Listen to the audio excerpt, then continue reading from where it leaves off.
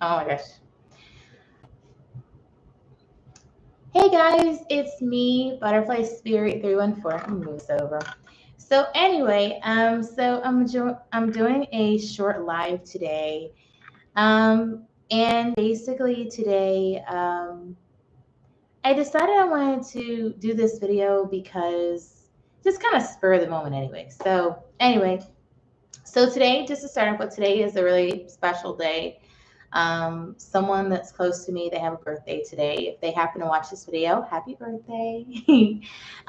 So other than that, I want to get into the topic of today's video.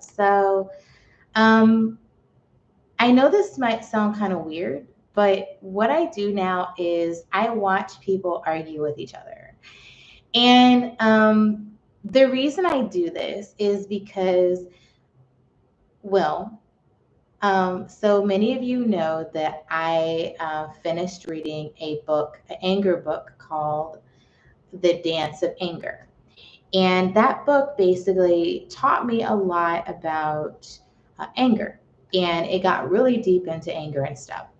So, towards the end of the book, one of the things the author recommended is to observe how I respond to people when I'm anxious or angry or whatnot, and just kind of be present, okay? And that was one of the things the author recommended.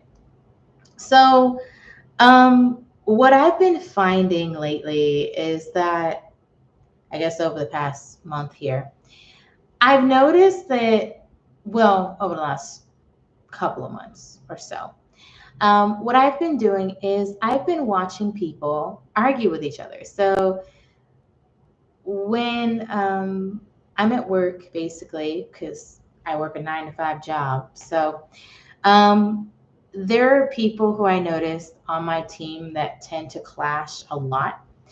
And in the past, like I used to like be very anxious when people on my team would get into it with each other. Like they would start like, they would be like, I can feel the tension between them and they're saying things about each other, and they're just like picking fights with each other and stuff.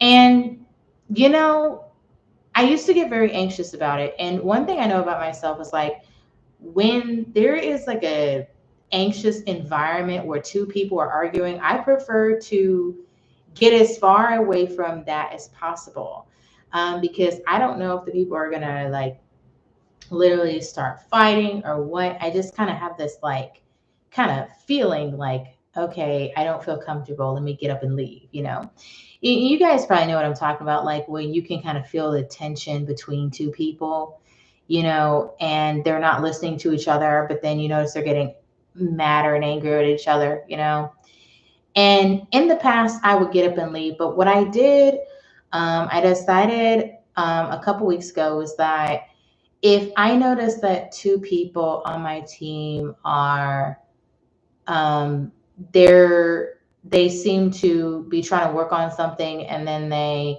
start disagreeing with each other or whatever. Or one person feels like their way is better than another, which I've experienced seeing multiple times. Then what I decided I was going to do is just sit in the tense environment. And you guys may be like, why would you do that? Well, the reason is to see how other people handle conflict, because I know how I've handled conflict. I'm aware of how I've done that. And I can say in the past, when it comes to conflict, I know that I have some areas to work on, some patterns to work through, and that's what I'm slowly working through, right? And so the thing is the best way to learn how to deal with conflict is to watch other people do it. I mean, this is how we learn anything. You learn to drive a car from somebody teaching you how to drive and you get behind the wheel, right? So, it's natural that to deal with conflict, I learned how to basically watch other people deal with it. There is one helpful thing I learned at work when I had to have a difficult conversation with a coworker that was bullying me, and had been, I don't know what it is, like since I've gotten my job, like she had always been against me or mad at me or trying to blame me for stuff for no reason. But one day I had to have a conversation with her, and there's my team lead was there. And one thing I decided to do is that, and this, of course, I was reading my Dance of Anger book that I was, had been reading. And when I came across the point in the book where they were talking about, if something that you're doing is not working as far as conflict is concerned, the best thing you can do is try something different. So, one thing I decided to do is I decided, since I knew I was going into a difficult conversation, I decided that what I was going to do is come with a list of questions to ask my coworker, so I can try to get to the root of what was going on. Okay. Now, does that mean my coworker was going to treat me any better? No, but at least in terms of conflict, with her, the thing is that I would be able to come with questions and come prepared. So, because for me, when it comes to conflict, I can literally be all over the place. Okay. And me being all over the place happens because when I get anxious, then like, I don't know why, but like my mind just kind of like can draw a blank and I don't listen and stuff. And I start doing what they call under functioning, because like I just kind of get, my mind this is just how I react to anxiety. Like I don't know, like have a hard time kind of following what's going on, and I'm like, let my anger kind of take over and all that. So this time going into the conversation, I knew that I wanted to have a productive conversation. So I prepared some questions. And it took me about a day, but I came up with the questions. And then I went to my team lead and I said, hey, I have some questions that I'm going to be asking, so that when it comes to the conversation, I can ask these questions to my coworker. And then, at least I'll be doing something different and I'll be more put together and prepared. Okay. And so that's something I did. Another thing I really liked about the conversation that I had with my coworker that day, where my team lead was there, was that I liked the fact that I liked how we had rules. So there were rules where, there were rules that were set at the beginning of the conversation. So we weren't going to interrupt each other. We were going to be respectful of each other. We were going to be honest, and if the tension got to be too much, we both had the right to get up and leave if the conversation was going to become uncomfortable.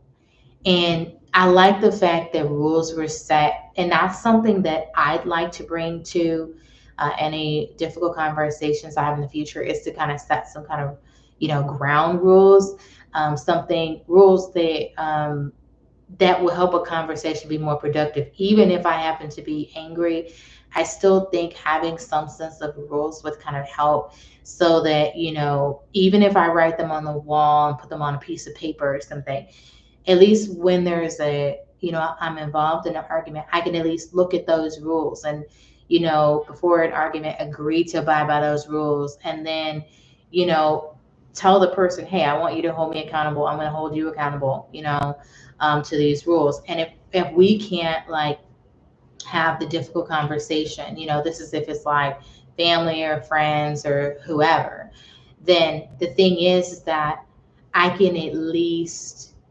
say, okay, I tried something different. I didn't just follow the same thing. I didn't just follow the same narrative. You know what I mean?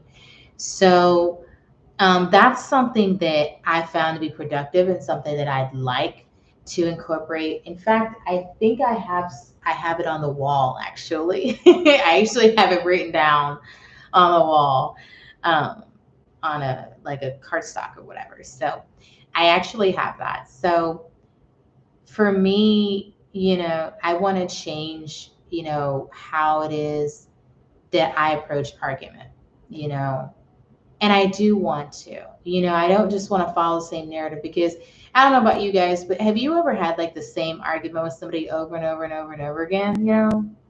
It, it's not productive, and it's easy to get kind of stuck in there, and For me, I want to change that. Now, the outcome of that conversation with my coworker was my coworker didn't exactly answer my questions, but at least I took the time to listen to her, because in conversations I'm likely to try to answer somebody's question quickly, when they say something.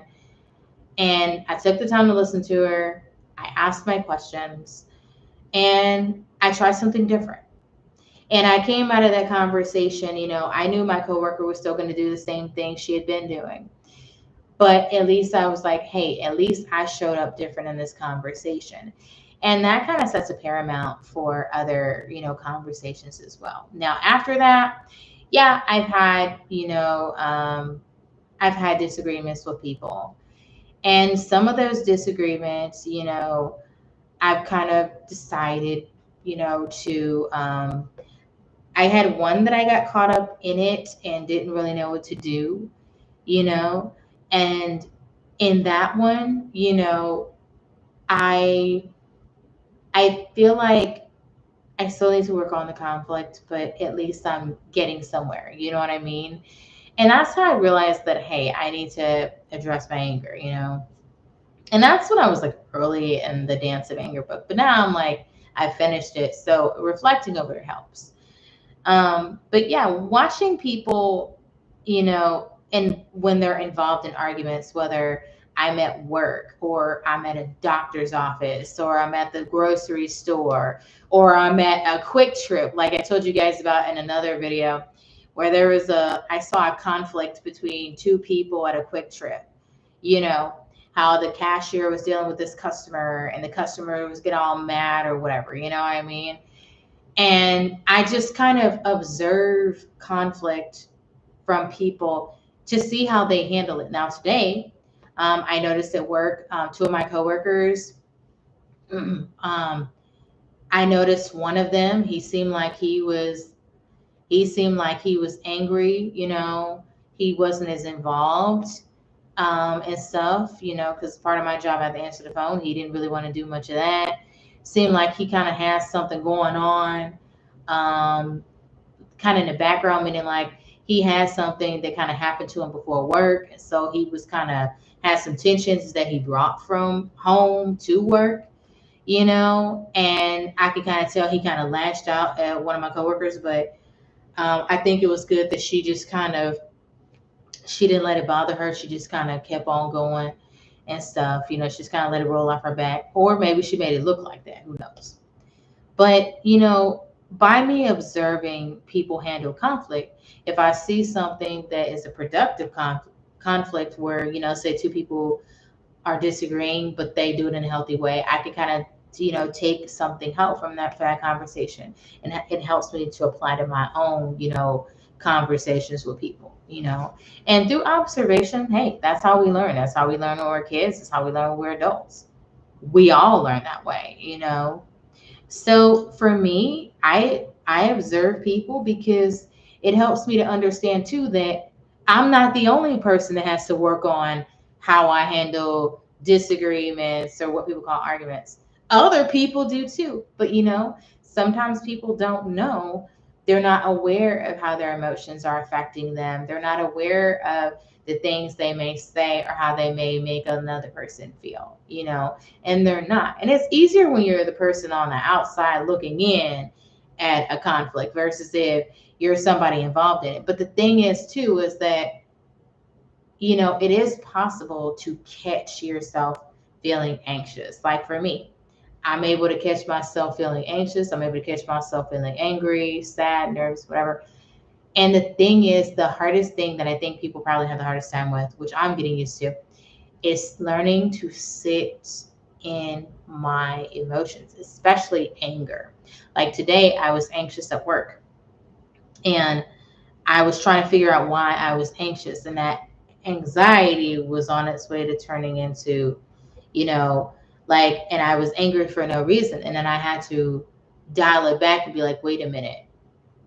I had to realize I wasn't angry at the person, in the break room. I was angry because of something that I wasn't able to do. And so when I realized that I was angry at myself because I didn't get a chance to read my book or read a couple of my books.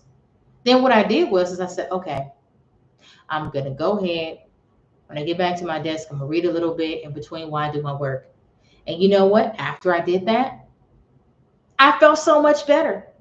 And my, anger and anxiety just melted away again. So yeah. So I'm working on this. And guys, this is a day by day process, but it's me being more mindful of what's happening.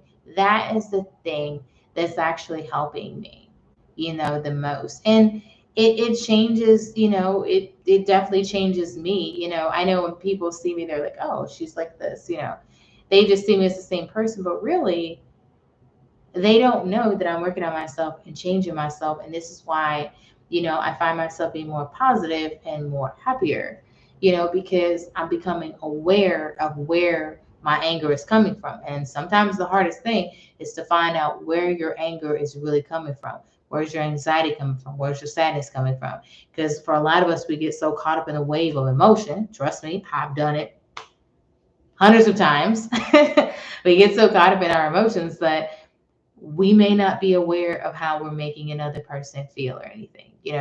So anyway, guys, that's why I observe other people arguing with each other, because it helps me to learn it helps me to be to be more accepting of the fact that not only do I have things to work on as far as my emotions, but so do other people. And other people have things to work on with listening and with being aware of another person's feelings and the things that they're saying to other people. So, anyway, guys, I want to thank you for watching this video. I appreciate you guys so very much. And thank you for watching. Bye bye.